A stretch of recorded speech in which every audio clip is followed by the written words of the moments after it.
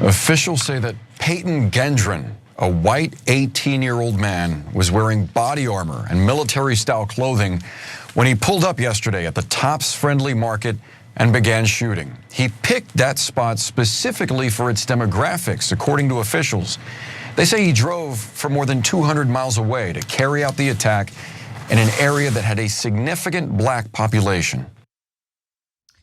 10 people were killed and 2 others injured after an 18-year-old racially motivated mass shooter opened fire at a supermarket in Buffalo, New York. Now, the total number of people shot was 13, and 11 of those 13 people were black. And I say that it was a racist shooter because after he was identified, there was news of his so-called manifesto. And I read all 180 pages, and it's not vague. It doesn't hint at racism. The manifesto makes it abundantly clear that this 18-year-old shooter specifically targeted a supermarket 200 miles away, knowing full well that this was a predominantly black area, and opened fire with the specific purpose of shooting and killing black individuals. In fact, he streamed this horrific and tragic shooting on Twitch before Twitch took it down. And in the video, you can see him pointing the gun at a white man who's like cowering down in fear. He apologizes to that man and then continues the massacre. So he was very clearly targeting black people. His manifesto makes it clear that that was his intent. And we have a lot more details to get to, including the weapon he used and how he illegally modified it. But Cenk, I wanted to give you a chance to jump in. Yeah, so we have to clarify things that are super obvious because everything is debated in America and everything is turned into lies. So the guy writes a 180-page manifesto about racism and countdown to the right wing saying, no, he wasn't racist. No, it's not a big deal. Yes, everyone should have these kind of weapons. Yes, that's called freedom. Yes, the idea of great replacement theory is also freedom, and that is, and no, it's not racist. No, the great replacement theory, which is what he believed in, is that white people are going to be replaced by non-white people. It is by definition racist. So, by the way, if that were to quote unquote happen, what would be the harm if everyone is equal? No, they think white people are superior and from time to time should murder black people. And that's what happened in Buffalo. Not time to time. I mean, his ideology, along with the ideology of other white supremacists who subscribe to the conspiracy theory of white replacement, they want to essentially purge the country of all non-whites. Deport people, murder people, whatever it takes to essentially establish a white ethno-state. And they're very transparent and clear about that. And if you think that this is some crazy conspiracy theory in the dark corners of the internet, you would be mistaken, because we have prominent Republican politicians who spew this nonsense garbage, and we have prominent cable show hosts like Tucker Carlson who do the same. We'll get to him later in the show. But first, a few more details about what happened during this shooting. There was one hero in that supermarket, a security, an ex-cop, and also a security guard who was armed. He tried to stop the shooter, but the shooter was wearing tactical gear and body armor. So it looked like a good person, good guy with a gun. Just wasn't enough to stop this heinous act of violence, extreme violence. So I wanna go to this next video that gives you more on what happened with the security guard. Let's watch. Among those killed, 86-year-old Ruth Whitfield, described by her son as a mother to the motherless. Pearlie Young, age 77, who ran a food pantry for 25 years. And Aaron Salter Jr., a retired police officer and longtime supermarket security guard, called a hero for trying to take down the assailant. 10 of the 13 people shot were black.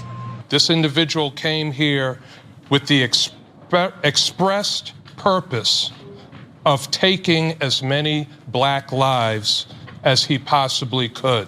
The suspect, Peyton Gendron, was arraigned hours after the shooting. He pleaded not guilty to first-degree murder. Officials say the alleged gunman drove to Buffalo from his hometown 200 miles away and live streamed the attack online. Eyewitnesses say they watched him shoot 4 people outside the store, then continue the attack inside. I heard at least 20 shots in store. He then put a gun to his neck, but officials say police officers convinced him to drop it. Police officers convinced him to drop it, which, good. I would much rather him see his day in court than have the cops do extrajudicial killings. But notice the difference between how cops tend to treat white mass shooters versus unarmed black individuals around the country. But that's beside the point, I guess.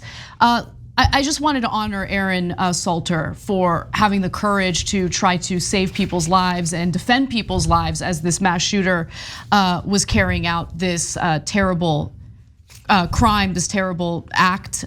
He was using a Bushmaster XM15 rifle. He purchased it legally, the shooter did. The shooter purchased it legally.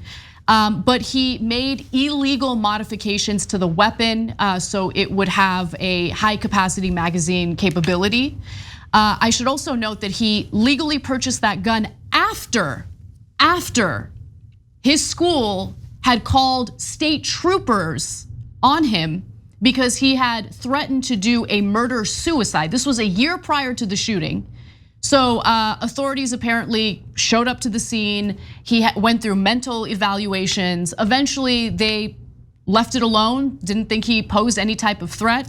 And as you can imagine, soon after that, within a year, he bought the weapon that he would then use in this mass shooting. And he also posted his manifesto online a few days prior to carrying out this mass shooting. And it really makes you wonder, do we have anyone looking into these issues? I mean, you hear about all this indiscriminate spying into American people who haven't done anything wrong. There are all these giant red flags, Cenk, including the school calling the cops on him because he was threatening a murder-suicide. But he's able to legally purchase a gun. He's able to post his disgusting racist manifesto where he justifies killing children as well, by the way. No one notices it, no one cares. Like, is the FBI not on these message boards, whether it's 4chan or Reddit? Like, what are they doing? No, but let's be very clear about this. Nobody else will talk about this because they find it deeply impolite, against their business interests, etc., to criticize the right wing in factual ways. The right wing protected this shooter in every possible way before the shooting. So in other countries, when they find out that this guy had already been talked to by the police about how he had publicly announced that he was going to murder people, and then we allowed him to buy any kind of weapons he wants, they won't believe it. They can't believe it. What kind of a government doesn't protect its own citizens? What you have to understand is our right wing here in America celebrates this kind of stuff. So they're like, you cannot touch his weapons. Even if he says he's going to murder you, you cannot touch his weapons. His weapons in America are holy. Your children, your family members are not. They're not at all important. Their lives are not at all important to the right wing at all.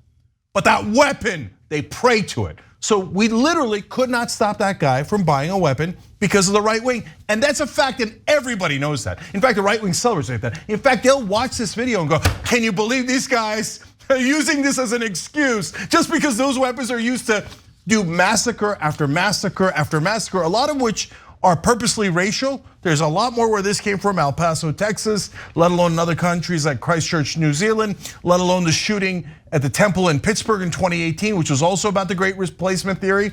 The right wing goes, hey, that's our freedom. Well, how about those people at the temple? Did they have freedom to live? How about those people in Buffalo that died? The 11 people that were shot at, 13 people that were shot at, 10 that died. Did they have freedom? No, according to the right wing, they have no freedom at all. Only the weapons does. But it's not just the weapons. When he publishes a manifesto that Anna talked about, couple of days before the shooting, online, there's nothing we can do. The right wing says, freedom of speech, freedom to murder your children and talk about it and brag about it. And you are not allowed to touch that poor angel. Guys, if the authorities in America tried to stop that shooter the day before he did the shooting, the right wing would howl in this country and they would declare him a freedom of speech martyr. Poor man in Buffalo, just because he wanted to murder black babies.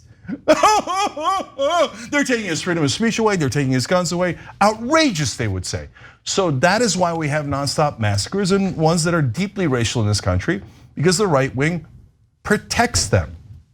The right wing protects them, and I do think that there needs to be a real discussion in regard to how the media should cover these stories, because I think that most media, with the exception of like extreme right-wing outlets, they have the best intentions in that they do their best to kind of like hide the manifesto, to hide, but when you do that, it opens up an opportunity for the right-wingers who want to provide cover to do just that. And basically push out all these narratives that kind of muck up what the real motives were. And there is no mistaking what his motives were. He made sure that he was very clear in his manifesto, specifically mentioned that he does not have a mental illness, specifically talked about how he thinks that the replacement of white people in America is orchestrated by Jewish people. So it was anti-Semitic, it was anti-black, and it was full of paranoia and just a lot of, honestly, the garbage that we hear from Tucker Carlson during his primetime Fox News show. And so I want to get to the manifesto now, because I think it's worth talking about it so everyone's clear about what the motives were. So when you come across Glenn Greenwald, you know exactly what he's doing in trying to provide cover for white supremacists who just murdered 10 people and injured 3 others in this mass shooting. I just want to say 2 last things before you go to that. One is, no, the thing that you mentioned is an aside, that he's still alive, the cops didn't shoot him. A lot of our members are writing in, and I totally agree with them. We just showed a story of a Latina grandmother, 75 years old, who has dementia. Her family called in the cops, and the cops came in. She's away from them, might or might not have a knife, and they just shot her dead because she would pose a threat. Latinas, black people, no matter how young they are, 12-year-old Tamir Rice, no matter how old they are, 75-year-old Latina that we covered the other day, they get shot, and almost always instantly. But you go murder 10 people, oh, it's a black part of town and a white guy did it. Whoa, let's be super gentle and wrap him in bubble wrap. I don't think they should have shot him. But can you also please stop shooting black people if you're cops? How about trying to protect all of us? I know you've sworn to the right wing that you will never protect us from their guns and from their hatred. Can you then stop murdering our citizens along the way? So which leads me to the last point. Roberta Drury was one of the victims here, and she was not from Buffalo. She came in from out of town because her brother was getting a bone marrow transplant. And she went to Tops to cook a special dinner that night for her brother and her family. And she was murdered that day. And I want you to keep her in mind, as you will now see for weeks on end, the right wing beginning to defend not necessarily the killer, although sometimes they will, but his rights to do the things that he did. His right to be racist, his right to say over the top horrible things about other races, his right to be concerned about being replaced, his right to have those deadly weapons so he can kill lots of black people at the same time, and yes, Jews too. They always come back to, oh, it's the Jews that are spearheading the replacement of white people in America. And remember that deep anti-Semitism and remember that hatred as you see that right wing go to protect him now after the fact. Thanks for watching The Young Turks, really appreciate it. Another way to show support is through YouTube memberships. You'll get to interact with us more. There's live chat emojis, badges. You've got emojis of me, Anna, John, JR. So those are super fun. But you also get playback of our exclusive member-only shows and specials right after they air. So all of that, all you gotta do is click that join button right underneath the video. Thank you.